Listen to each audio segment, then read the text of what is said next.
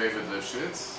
I'm the head of the endourology service in Rabin Medical Center, Hasharon Hospital. We are the largest and busiest stone center in Israel.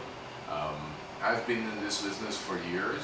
I've trained in the US with one of the world leaders in the field, Dr. Jim Lingeman in Indianapolis.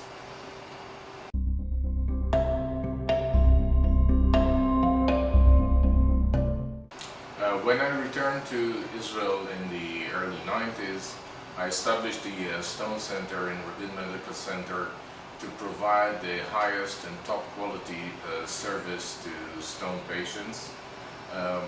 Our focus is to provide a really comprehensive treatment of stone disease, starting with diagnosis, providing the best surgical approaches, and even more importantly, to provide prevention so that the disease won't reoccur.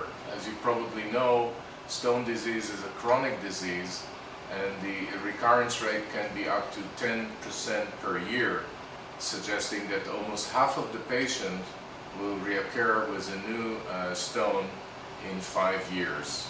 Therefore, it is very important to provide not only a good surgical care, but also to evaluate the patient metabolically and suggest to the patient what means should he take to prevent stones in the future.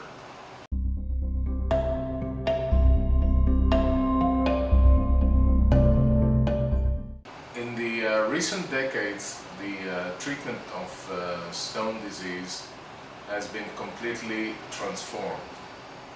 We no longer used open surgery, and all treatments are done in a minimally invasive fashion. Basically, we have 3 treatment options. The least invasive is shockwave lithotripsy.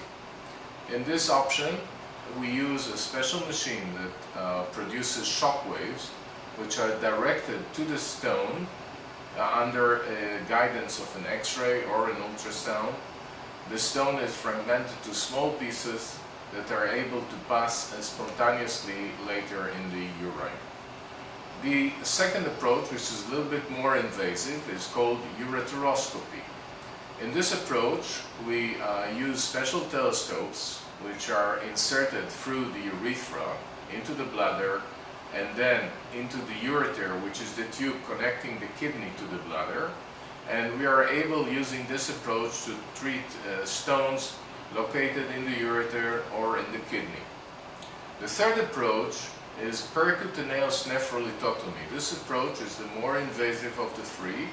Still, it is a minimally invasive approach in which we, through a little hole in the flank, 1 centimeter hole, we are creating a special channel into the tubing of the kidney in which the stones are present.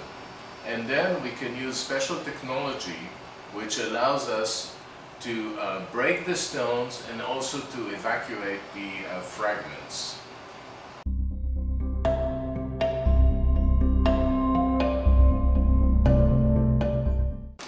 The real change in the treatment of stone disease in the recent years have been our ability to tailor treatment for the patient and for the specific stone.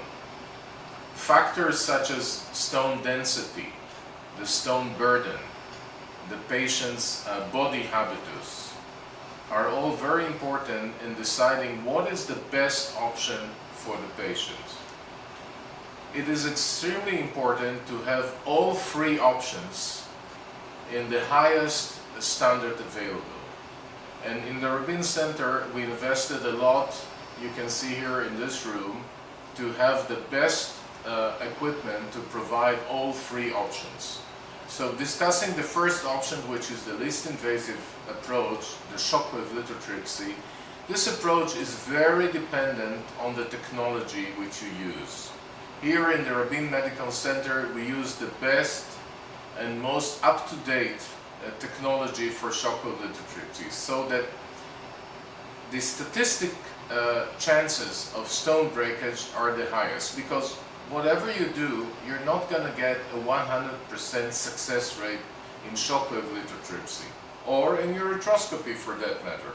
However, you should have the best machine that will provide the best available results. And here in the Rabin Center we do have the best technology, allowing us to fragment the stone under X-ray or ultrasound guided for stones which are not visible on X-ray. The same approaches can be used in this setup. We need the for the ureteroscopic approach. We need the best lasers available, and you can see here a very high power laser which allows you to shorten treatment time by faster fragmentation of the stones. As to the third options, the percutaneous nephrolithotomy, there's also been quite a few changes in the recent year. In this approach, there are a few positions available, and it is important to master all options of treatment, which we do here in the Rabin Medical Center, and really tailor the best approach to the patient and to the patient's stone. So this is our emphasis here. It's not a one solution for one stone. It is very important to learn what is the characteristic of the stone, to learn the patient's history, and together to choose the best treatment option. And it is essential that for these options you'll have the best technology available so that the results will be successful.